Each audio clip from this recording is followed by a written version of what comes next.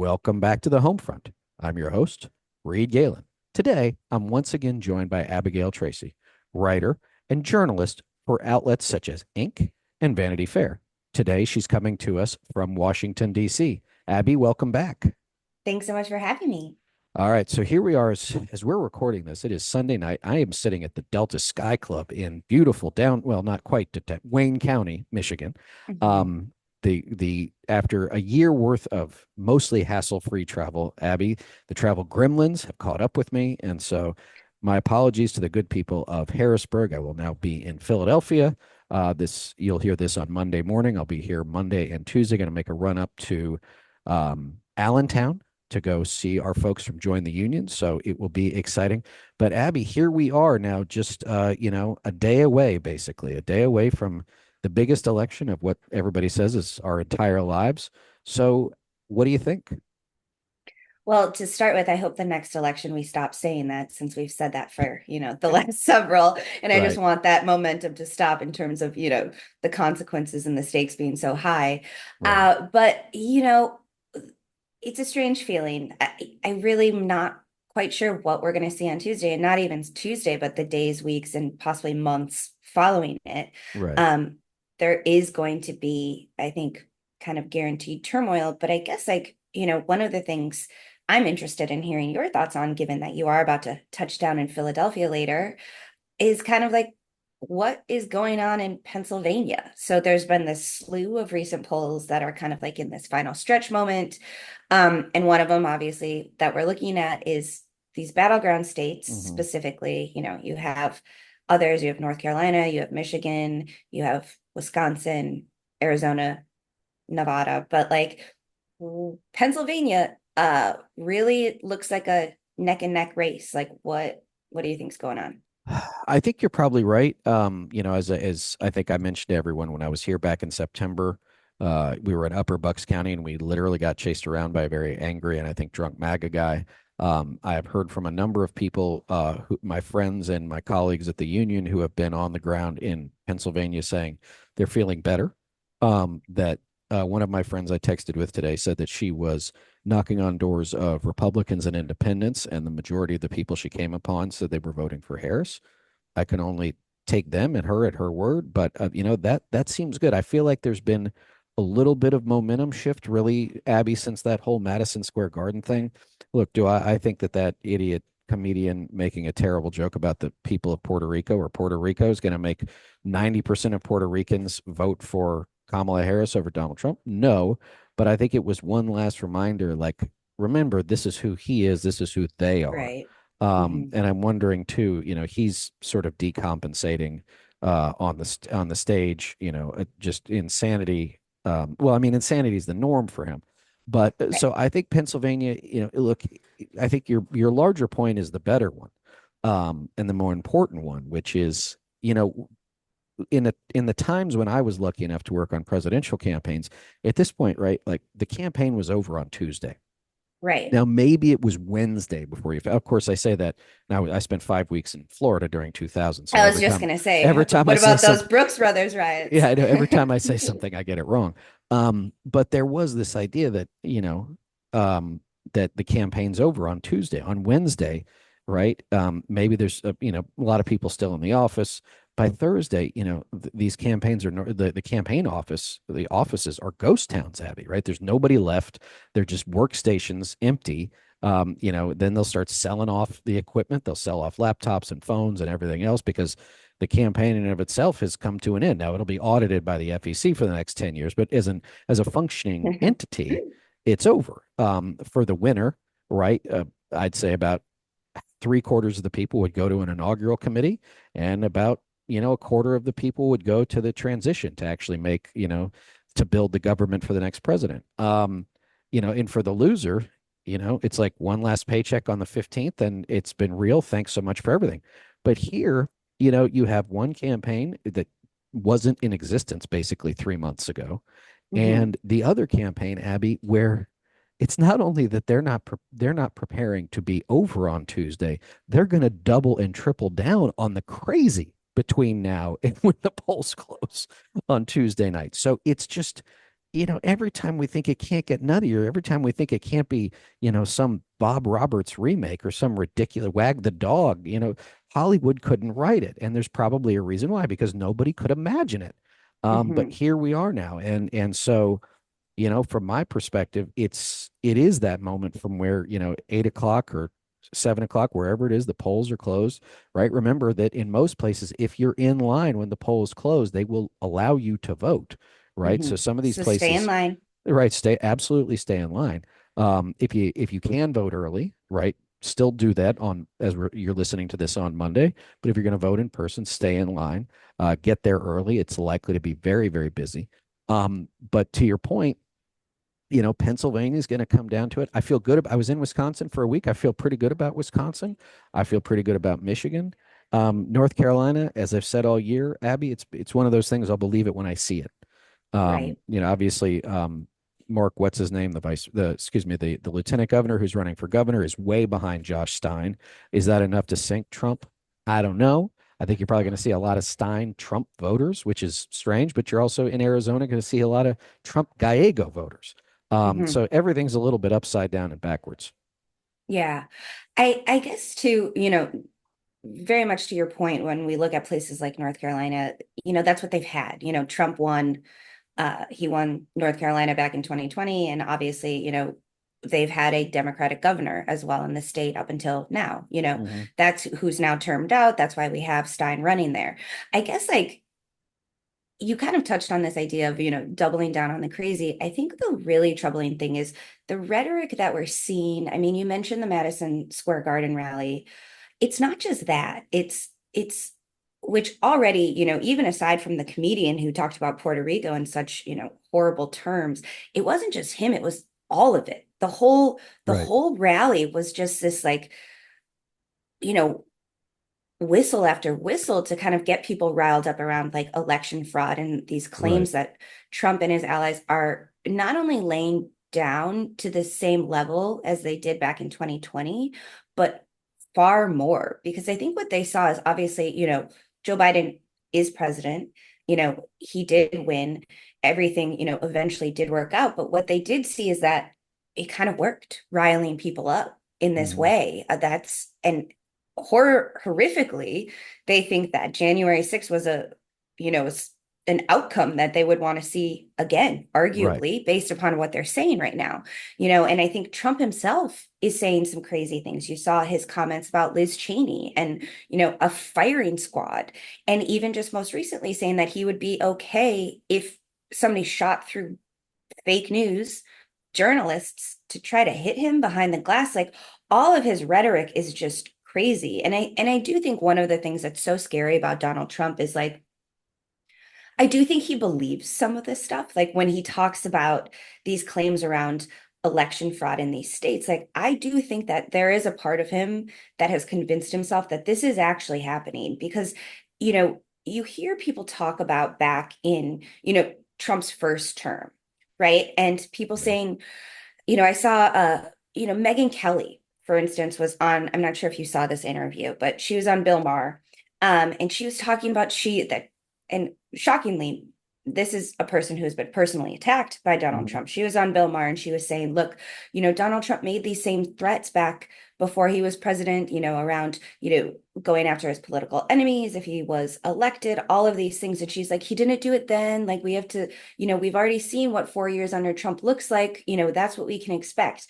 But, there was this real pushback to that idea among other guests on the show, which was this idea that, you did have you know, Mike Pence, who did have his one moment of, Hmm. a profile in courage there. And then you had, some of these other folks, Mattis around him, Miley, all these individuals who Right. have The kind of committee to come save the out. world. Right. Yeah, who have come out and said, like, here are all the ways in which we acted as, bulwarks against, his worst impulses when he was president. None of those people are going to be in the next administration. And I think what we're seeing now is everybody who's surrounding Donald Trump in this moment are individuals who either buy into these, claims of unfounded fraud themselves Right. or are just suck up yes men who are going to tell them that these things are going on, even though they're not. Like, there are no bulwarks left. Like, there's nobody around him that's going to stop him kind of in these moments when he's using this very visceral, very violent rhetoric oftentimes. And also, if he were to be elected, there aren't going to be those kind of bumpers to stop him from going crazy. And so I think it's very scary to hear what he's already saying. And he's zeroing in, particularly in places like Pennsylvania. He keeps throwing out that, words such as, let me think, what were the words? Colleen Harris and her supporters, demonic, cheaters, all of these things, even before the election results have come in. So, like, I'm sort of not so much even bracing for Tuesday night, but what comes after November 5th. Sure, and I think you make a couple of good points there, but there's one I want to dial in on in particular. I was on the phone with a reporter friend of mine earlier today, and he said, "Oh, well, I was on the phone with a moderate, very sane Republican, and he said, Tony Fabrizio's numbers are really solid. Tony really knows what he does. Fabrizio is Trump's pollster." Mhm. And I said, that doesn't make any difference. He said, what do you mean? I said, Tony Fabrizio is going to produce whatever numbers he thinks he needs to produce to make Donald Trump happy, that also rely in the realm of some credibility that he's built up over many decades. But I said, Abby, here's the thing I think we need to remember, and this is something that you go to, is that a lot of these authoritarian movements ultimately self-immolate, but not before they do incredible damage. And the thing is that they're all predicated on a disassociation with reality. The emperor always has clothes. The emperor is always right. I'm always going to work towards him.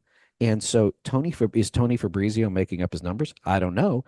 But if he had to keep Trump happy, what would make us think he wouldn't do that? Same thing with the people around him. If they didn't think that the truth was going to help them when it came to addressing Donald Trump, president of the United States, why would they tell him the truth? Why wouldn't they indulge him in a fantasy or a grievance if they knew that the only thing you had to do to rise in the world to greater heights of power, fame, money was continue the fantasy? Then why wouldn't you Right. continue the fantasy? And that's all well and good if you're on a TV set, right? That's all well and good if you're reading a sci-fi novel. It's not all well and good if you are in charge of the most powerful country humanity's ever known, the quote unquote leader of the free world, right? And you have 330 million people who are you're responsible for as the leader. And so that's the thing that concerns me about what you're talking about is there's no, we don't, I first of all, I take lots of issues with Megyn Kelly, but that's a whole other show. But for me, it's like, oh, he A doesn't few, mean a it, few episodes, a mini but look, series. if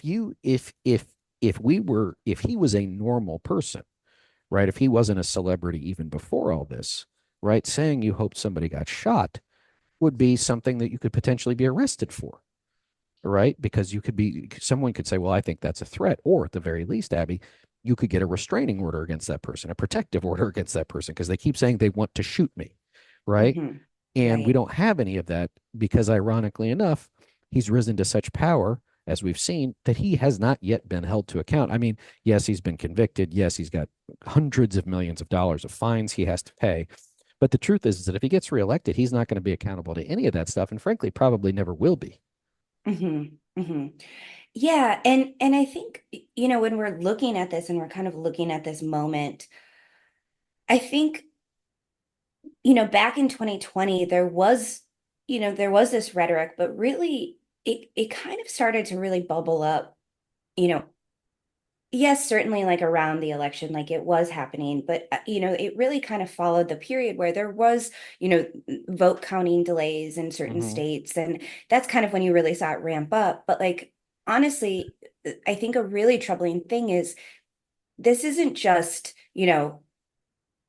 Trump and his allies in the moment kind of reacting to voting results and being like, oh, here are the numbers, here's where we stand in the Mm-hmm. electoral college. We have to win in these states. Let's claim they're miscounting it. Let's drop a lawsuit here or there. Like, Right. this is a genuine playbook. And this is a playbook that they saw you had worked back in 2020 to Right. When it their was ad hoc. standards When it was ad when it was hoc. ad hoc. And like what Right. we're seeing right now is no, this is something that they are deploying Right. intentionally. It's not reactionary, it's proactive at this point. And that's why I think the scariest period isn't, now between now and Tuesday. I really think the scariest period is November 5th and inauguration, especially given sort of this level of rhetoric that we're already seeing. And Right. then, the other thing to touch upon that's different than back in 2020 is there's also been this kind of you know, uh patchwork of election deniers that have been implanted across the country in many of these battleground states who are in charge of certifying election results. And like that's troubling. And that's something that didn't exist necessarily back in 2020 when we already saw, such turmoil after election day, in the contest between Trump and Biden. So there's a lot now and a lot of groundwork that has been laid that I think is making this moment very worrisome, No, over the last, yeah, and over the last couple of days, I've had numerous people come up to me and say, "Hey, who do you think is going to win?" And, I say, honestly, you know, I think Harris, but right. I said, I don't know that it necessarily matters what happens on Tuesday. I'm really scared about what happens, Wednesday and Sure. beyond. So in 2020, if you remember on Tuesday night, there wasn't a decision. And remember that Fox had called Arizona, but nobody else would. And it wasn't until the following Sunday, 5 days later, that finally all of the networks said, okay, Joe Biden's the president elect. Um, and you could tell almost immediately. I remember Abby on that Sunday, right? What I was talking about earlier is that the Biden campaign went from being an active political campaign to being a transition team, right? They got out of the politics business. They got into the government building business and the party planning business. And I knew that as soon as that happened, you could see that the MAGA people and Trump rushed in to fill the vacuum because there wasn't any Democratic voice anymore, for lack of a better way to put it. They just assumed everything would be normal. But then you saw, uh, Mitch McConnell didn't say anything until after the electors had met, I think December 12th. And then it continued on from there. And they'll never admit it, but I think there were a bunch of them, like McConnell said, well, let's see what happens. Remember, I Mhm. mean, he's never admitted he was the one that said it, but McConnell, Major Domo, Josh Holmes, was I think blindly quoted as saying, "What's the worst that could happen?" Right? Let's humor him for a little while. Well, we saw what happened when we humored him, and I think that humoring, especially no offense to your colleagues, continues even to this day. I mean, the idea again that everyone knows on Tuesday night that Donald Trump is going to declare victory, whether he's won or not, that is Mhm. an expected thing by Republicans, Democrats, the media, elections officials, everybody else. And we're all just sort of like, okay, that's sort of what he does. It's not okay. And to your point, they've had 4 years to plan this. The people involved, some of them, yes, have suffered a little bit of sanction. Rudy has, and some, what's her name, the crazy Kraken lady, and Mhm. Eastman's probably going to get disbarred. But the truth is that the vast majority of people who've faced real prison time were the foot soldiers, for lack of a better way to put, the people that actually Yeah, stormed the Capitol. local the foot soldiers, or even, I'm thinking about the case in Colorado where it Right, was like a kind of lowly election official who kind of bought into this narrative that she was being fed from, right. these elected officials. Yeah. And so now, to your point, I think you're 100% right, which is, um, as we've talked about before, all of the stuff that Trump has done over the course of the last 60 years as a public persona is coming to a point as of 8 p.m. Eastern time, roughly on Tuesday night, November 5th. And his life is going to go one of two ways. It's either he gets to continue his behavior and the rest of us have to, deal with it, or he finally will be held to account, and he ain't going to go quietly. He never Hmm. was. He never has. And so I think to your point, that's where, that's why, just to go back for 1 second, why in 2022 we spent so much time working on the governor's races and secretaries of state races and all of the target states that we're dealing with now, because we wanted to make sure that the people who, could make sure that we have free and fair elections, which we do, were there empowered to make sure that nothing went off the rails. That doesn't mean that they're going to be successful necessarily, but I do feel confident that they're doing their best. And I hope that, Hmm. President Biden and everybody at the White House is doing the things they need to do, whether or not that's with the FBI and the Justice Department or Homeland Security, to ensure that anybody who starts causing trouble on Tuesday night post-election, right? Again, as soon as you break the law, you're getting thrown in jail. That Hmm. you have to show that no, we're not going to put up with this again, right? We're not going to have a reboot of Portland circa summer 2020. We're not going to have a bunch of these things. If you break the law, you're going to go to jail. Now, does that mean you're going to go to prison? No, but it means that you're not going to be available to continue to cause trouble. And just to point out one thing you mentioned was, Madison Square Garden was a gigantic radar dish pushing out all of the crazy to all of the people that need to hear it. Now, you and I think it's crazy. There are a lot of other people out there, Abby, who see it as instructions. Yeah. Hmm. No, absolutely. And even, I think it's not unusual, right, for, going into, and we're seeing it from both Democrats, and Republicans at the moment, the DNC and the RNC, they're in numerous states, kind of a Mm-hmm. number of critical states where, they are already kind of, bringing lawsuits and challenging certain voting rules and regulations. But I think what's interesting is really kind of looking at kind of zeroing in some of these states, not to like keep coming back to Pennsylvania, but there, you did see this case that was brought by Republicans, around absentee ballots that were like erroneously filed, and then the rules basically said like, okay, if your absentee ballot was rejected because you misdated it or missigned it or something, you're able to file a provisional ballot. Yeah, So cure it. Yeah. Republic, yeah, cure it. And so, they um Republicans tried to challenge that to sort of disenfranchise individuals that like fell into that category. Supreme Court pushed back on it, they said no. But like when you're looking at Pennsylvania right now, I think the Times Siena poll had them 48 to 48. What I think we're seeing is it's not just kind of like the rhetoric that's happening, but also these lawsuits. So, you look at a state like Pennsylvania, 19 electoral votes, that's a big chunk of change when you're Yeah. looking at, winning the presidency.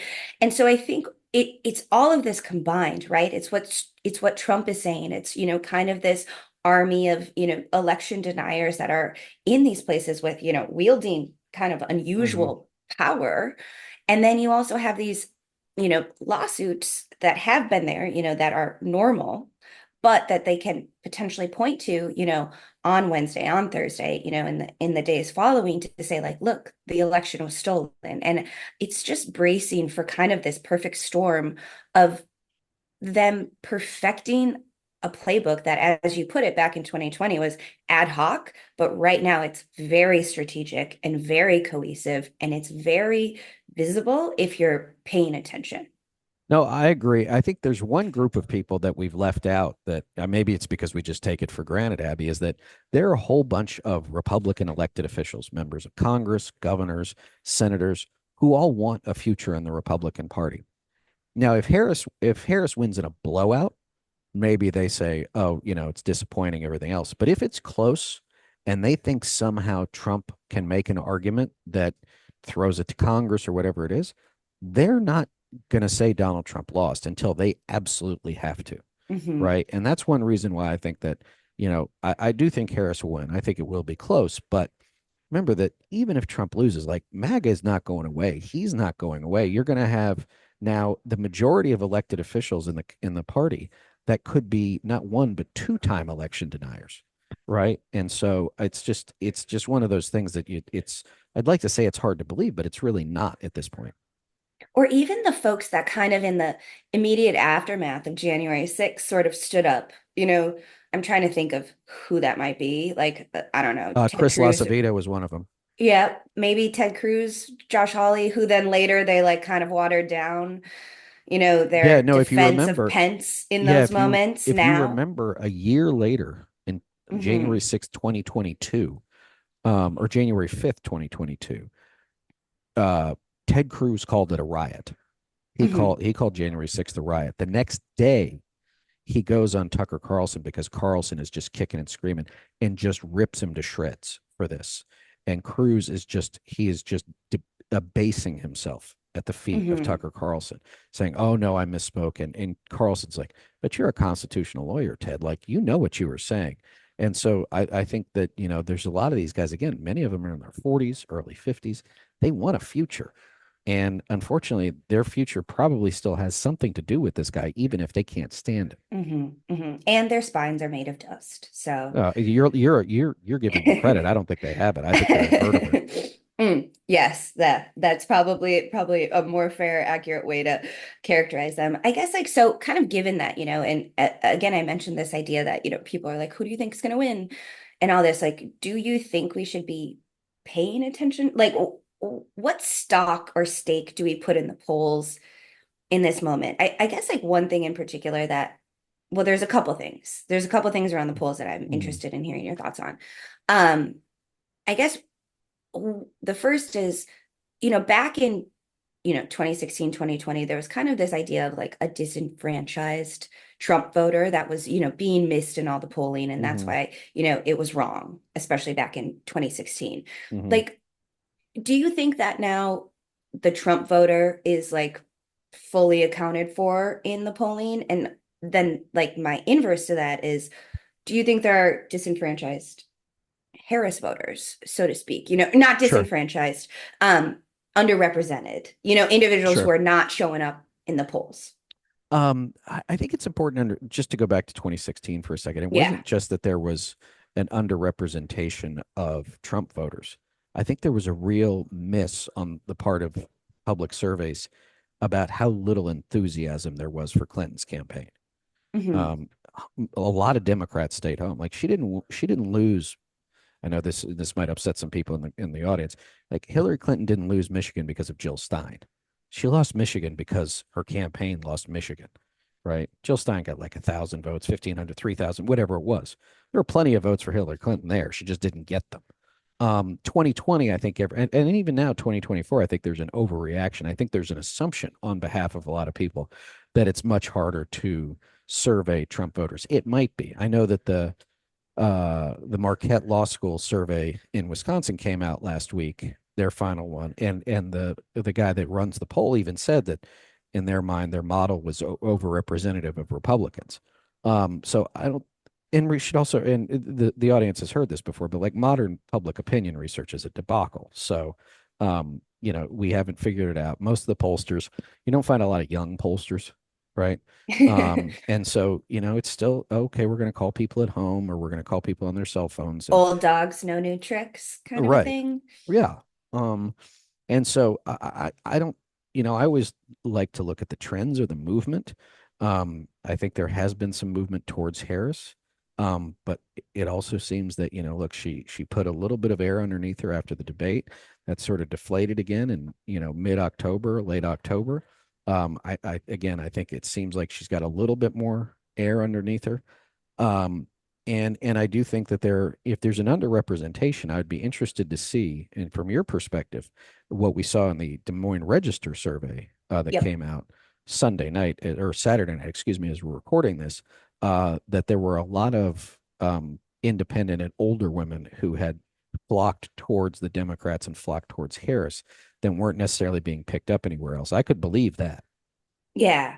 Well, it was interesting. So just for, folks listening, so the Des Moines Register in Iowa And we'll obviously put is the a, poll in the show notes. yeah, I think it came down to 47-44 Harris over Trump, which is interesting. Iowa's never, you know, it's pretty ruby I think it's red at been the, since Obama. Yeah.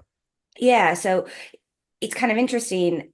And I guess what was fascinating, well, one, like, do you think Iowa is a swing state? Like, I don't, No, you have a better sense of it having spent well, a lot a of lot time of there. Yeah. political time there. As Yeah. somebody from the Midwest, I've probably spent more net time in Sure, for Iowa sure. than you have, No but question. I haven't been, sort of on the political side of things when I've been driving through that Right. state. But so you don't think it's a swing state. And I guess like the interesting thing was the way that even the Harris campaign talked about the poll. I think it was somebody, one of her campaign surrogates on background. They basically said, that the poll, they weren't putting too much like they weren't saying, yep, this is evidence, like we're going to win Iowa. That wasn't Right. what they were saying. They were saying, like, this is a sign of good momentum Yeah. behind Harris in the final stretch and evidence, sort of that the campaign and Harris herself were closing strong. And I think that's probably right when you're looking at a state like Iowa, and probably more indicative of this broader theme, sort of her getting a little bit of a lift. And I don't know what has necessarily contributed so much Yeah, to I mean, to that. yeah, I mean, well, I should also say I don't think it's a swing state, but if you go further down in that survey too, it does look like the Democrats are outperforming expectations both in Iowa's first and third congressional districts.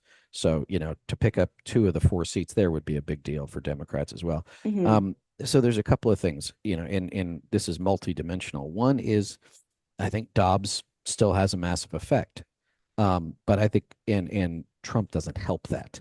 Right. Hmm. He tried to soften his stance earlier in the summer. The evangelicals went nuts. He backtracked as quick as he could.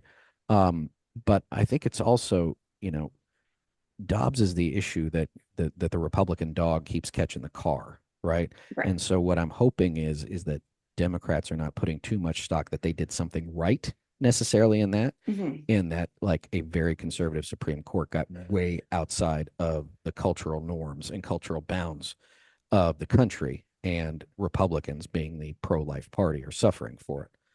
Remember that Democrats fought for abortion rights for 50 years and lost the war, right? That's how we got here. Um, and again, they'll want to take it as, oh yeah, well, we're better on abortion. Okay, maybe you are, but Democrats are, or excuse me, but Republicans are really bad on it too. Both of those things can be true at the same time. Hmm. And then I think that JD Vance being out there talking with all his weirdness about women, and Tucker Carlson talking about how he slap his daughter around. He's got three daughters, by the way. So how weird is that? Um, I kind of missed that moment. yeah. I mean, unfortunately, fortunately, So, yeah. and I think some of that has to do with all the Project 2025 stuff, and that the Hmm. one thing Governor Tim Walz, and I don't know where he's been. I wish they would have let him out of the barn more. Was the thing we said about them being weird had a real effect in the summer, Hmm. right? They are weird. These are very strange Right. people who want to do very bad things, and they should have let him stay out there. I think, just as an aside, I think that um, the first like 6 weeks of the Harris campaign were sort of trying to figure out how to build the airplane while it was already in the air. Hmm. And then they sort of got conventional after the debate. Like they Right. started playing not to lose as opposed to win, and that's a very democratic thing to do. But you could Hmm. definitely tell they got conventional in a hurry. Well, I guess, like, and sort of this idea of playing in the middle. Mm-hmm. I'm not sure if you saw, um, they're trotting Liz Cheney out, Yeah, who's, former Republican from Wyoming, a yeah, Cheney. They're putting her out there. They're putting kind of other, and you got Harris talking about her Glock and all these things, kind of playing in the middle. And then over the last week or so, you've kind of seen some progressives, I think, Senator Bernie Sanders being one, kind of coming out and saying, like, hey, don't shift so far to the middle to win over, independents and, Republicans that you're hoping to, you know, turn over to your right. team. Um, and turn off sort of the enthusiasm on the left. Like, I guess, like, do you think that there is an argument to be made there? Do you think sort of this idea that, like, you know, people on the real, like, left fringe of the party were going to show up for Harris no matter what? So it's like try to get as many of those independent voters, those Republicans who are, turned Yeah. off to Trump, older Republican women who might want to vote, based upon, reproductive rights. Like, I guess, do you think that that was a You know, good strategy? I it's mean, it's hard to it's say. no, it's a great question because it's something I've thought about a lot. Because I've seen, I mean, first of all, the progressives will always complain at the worst possible time. Democrats love to criticize their person in the midst of Mhm. the campaign, as opposed to, When you hey, got that big tent, there's a lot of fingers to be pointed. So, yeah, right. But it's also like, hey, could everybody get along for the next 36 hours, and then we can have all the arguments about policy you want. But I think it's also indicative, Abby, of how hard it is for the Democrats to win without some crossover at this point. Right. Um, Hmm. that the Democratic Party is not the party of the little guy. right? The Democratic Party does not do well in exurban and rural areas for a reason. It has to convince its own coalition every 2 years to show up again because they don't have a through line of what they believe in. And so therefore they have to go back and make the case again and again and again. And that's something that again they'll have to work on pretty significantly if she wins in this and not take anything for granted and not rest on their laurels, right? The party, Democratic Party is like, oh, we won the White House, we've won everything. Yeah, meanwhile, you've lost thousands, Right. hundreds, What of was it state. under Obama? They lost 1,000 kind of down Yes, ballot seats or state right. level Right. seats, And something like that. now we got to go get those back, not because I'm a Democrat, but because the GOP, as it is, has to be turned out of office and in as many places as it can be. The problem is in a lot of those places, the Democratic Party doesn't have a presence, and it certainly doesn't have a message for those people. Well, Look, when I was driving through Wisconsin Rapids last week, right, and we're driving out of town after we did our live radio hit, and there's a gigantic factory. I mean, the thing was, I mean, Abby was so big it could have been Soviet, right? Is that sort of gigantism, right? And I go and I look at it and I go, what is that? What the hell is that thing? And they're like, oh, that's the paper mill. It went out of business 2 years ago. As soon as it went out of business, 900 workers lost their job in a town hmm of 20,000 people, right? hmm I mean, that's 5% of the population out of right. work, hmm right? And so, um, and and so what I think you've seen too is that in a lot of these places, if there was a big organized labor base, that when the factory closed or whatever and the union disappeared, right, the Democrats had relied on the unions and union leadership to sort of wrangle the votes. Well, when hmm that wasn't there anymore, they just let it lay fallow. There's a lot of hmm open turf out there, but they got to go compete for it. And to do that, they have to get, as I've said repeatedly, and I will continue to say without any sort of apology, that they got to get off the coasts and back into the middle of the country. And so I'm hoping that we are lucky enough as this election comes to a close that enough Americans say, I'd rather have sane versus insane, right? Even if I disagree on policy, because the insane leads only to bad things, and I know better.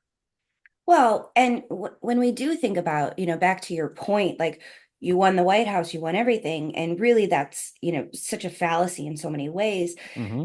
You can draw a direct line between the overturning of Dobbs and draconian legislation that we've seen at the state level in a number of states, where you have these very severe abortion bans, Right, to the fact that these are states and state legislatures that the Republican Party invested a lot of time and a lot of money in making sure that they were in control of for this moment. right, And you look back to the Obama years, and that's when a lot of that, kind of down ballot, state level legislative infrastructure eroded for the right, Democratic Party. And that's where, and then you have, the redrawing of maps, and then you right, have the Dobbs decision come down, and Roe is overturned.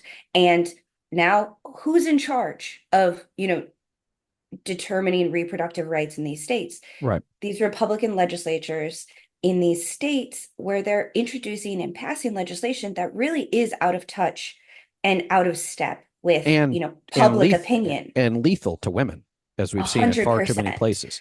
100%. So it is kind of this idea of, you know, not to use trickle down to like invoke Reagan, but like really a No, trickle down from like yeah, the no, in a very for different sure. context, but sort of the trickle down effect of like that and sort of what we've seen, and again, back to this idea of Republicans, the Republican Party is much better at thinking long term Yeah, and and it's predatory. strategizing. Yeah, and strategizing over long periods of time. It's Right. like Roe v. Wade happened, and they're like, all right, what's not like our 2 year plan or our 4 year plan? They're like, what's our 50-year plan on all of this? And so, and we're really kind of seeing, you Yep. know, And they have, the reaping of that at this point. they do, Mhm. and they have all of the, they have all, I mean, how many media outlets have they gobbled up? Local media outlets have they gobbled up? How many national media outlets do they have? They have a passel of donors who just give more money, right, to whatever, if it's a campaign or an organization or a front group, right? They just keep spending, right? There's no like Democratic donors. will probably take, they'll if we survive this, they will take a deep breath and they'll say, don't come to me until March of 2026, right? Leave me alone. I'm tired. Republican Hmm. donors, they're like the Alabama football team used to be, right? They just reload, right? Hmm. Because they have seen a return on their investment, right? They have overwhelmingly seen a return on their investment. It's working.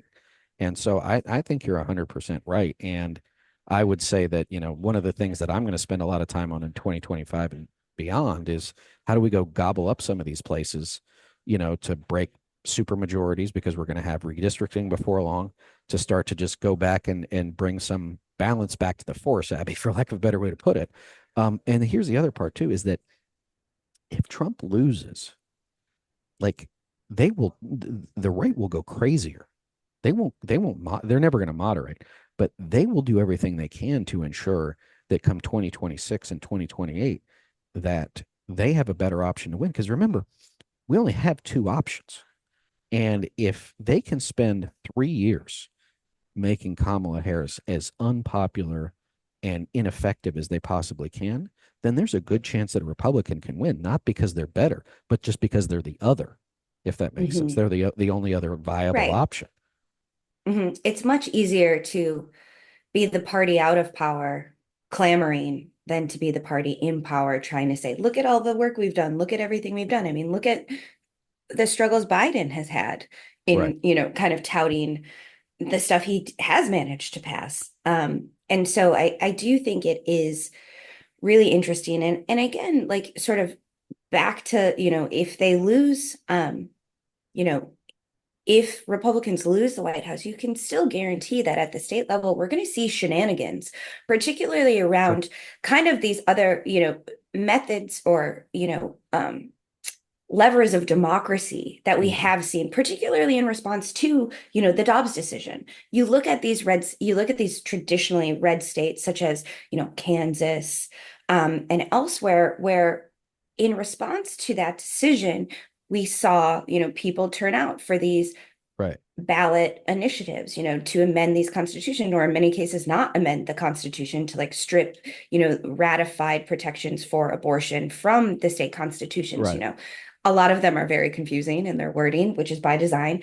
But then you see, for instance, you look at Ohio. Republicans tried to change the rules Right. around ballot referendums to prevent popular opinion and democracy from really coming to the fore And by they trying to say, hey, no, we're not going just to a simple majority. We want two-thirds majority. right, and And it's that's what you're going to 60% in see. Florida, which they passed. They tried to do a similar thing in Utah. And actually, of all things, it was the state Supreme Court in Utah, Abby, that said that the legislature had overstepped its bounds in trying to silence the people's voice. So yeah, that's we're all over. Yeah, it's all over.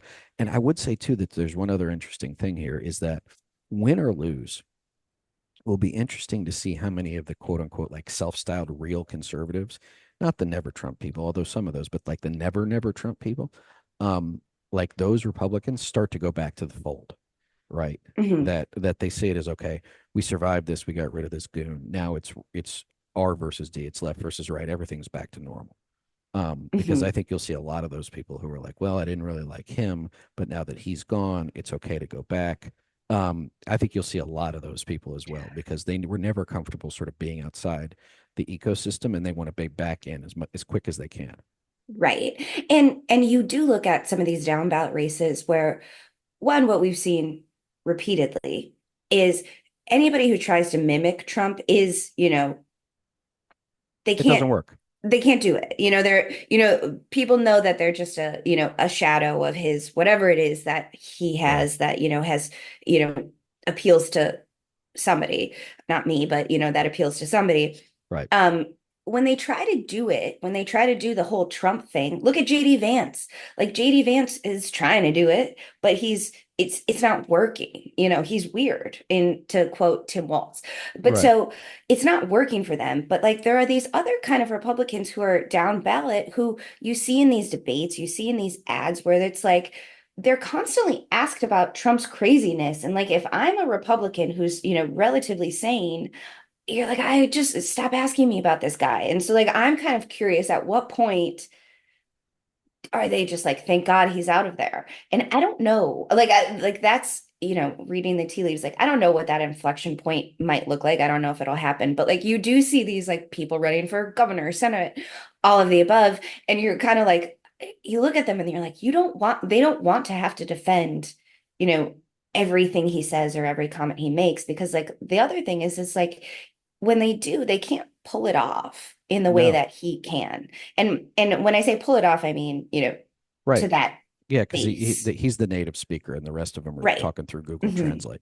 No, and it'll be interesting too, because if he loses, and this is why they're stuck with him for a while, and all of these prosecutions go forward, they will be asked every day whether or not this is a political prosecution, whether or not this is a witch hunt, if he's indicted, if he's convicted, right? Will you do what you can to, overturn all that stuff, right? So they're not done with him either way.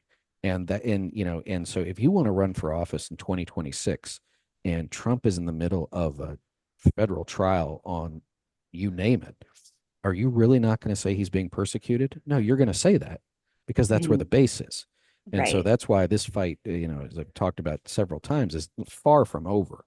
In fact, I think, to your point, I think the fight gets potentially much more dangerous and much more nasty tomorrow night after the polls close through January 20th. But Abby, there's a whole lot of fighting left to do. Right. And I hope that the listeners, I want everybody to get, when you're tired, the answer is not to quit, but to rest. So I want everybody to rest, but just understand, like, we got a lot of work to do. The damage that these people, remember, this is now, we're on the, we're about to the decade mark with Trump, right? Ugh, So just assume that, you got to work twice as hard to get out. Well, that's 20 years, right? yeah. And I don't It want to is do it for crazy 20. to think about that. Yeah, I don't want to do it for I 20 used to years, be but so young. yeah, well, didn't we all? I feel Um, like we all are like, when they show the picture of the president when they like go into yeah, office and when they go out, like I feel like right. we all have those Yeah, no, snapshots of yeah, us today. it's yeah, particularly telling with like Clinton, Bush, and Obama, right? They all went in Yeah. with dark hair. They all came out with white hair. Yeah, Um, like I feel like that's the yeah, country Trump at had this fake point. hair and Biden had white hair to go in, right? So, Yeah. Hmm. um, all right, well, listen, I am gonna wrap this up, Abby, because I'm gonna hopefully get on an airplane soon. But tell us before we go where everybody can find you online. Yeah, absolutely. So on X, formerly Twitter, I'm at Abigail Tracy, and on Instagram, I'm at Abby Tracy, ABBY. All right. As always, everybody, you can find me on Twitter and TikTok at Reed Galen, on Instagram and threads at Reed_Galen USA. Says us, SEZ.us, guys. Sign up. It's the social media site for sanity. You can find me on Substack, also at the home front. Guys, go to jointheunion.us, hit that action center. Guys, we got 24 hours to go, 36 hours based on where you are and when you're listening to this. But guys, come on, finish strong. It's at the doors, it's on the phones. That's all it's going to do at this point, right? There's no more TV that people are going to watch. There's no more radio they're going to listen to. Get after, go to jointheunion.us. Abby, welcome back and thanks for coming. Thank you so much. And everybody else, see you next time.